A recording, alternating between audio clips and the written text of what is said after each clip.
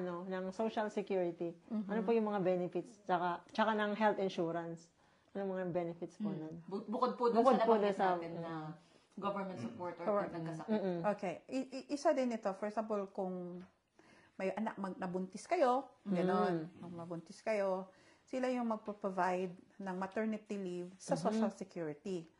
First, the 3 months sa company. And then, after that, sa Social Security na. Then, yung parental allowance na 350 to 400,000 na ata yung isang bata na support.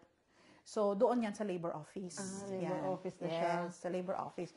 Literal talaga, pupunta doon, ipakita yung birth certificate ng bata, na napanganak mo dito, gano'n. Dito ha, hindi sa Pinas. Kasi nga, Hindi pwede sa Pinas. dito dapat, dito guys.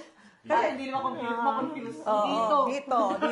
Dito talaga. Para sa mga mambubuntis.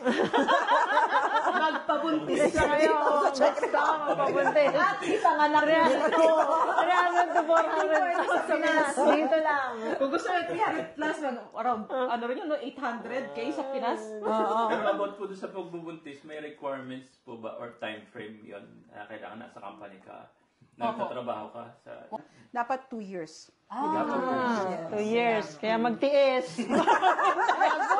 Wag muna, 2 years. Kasi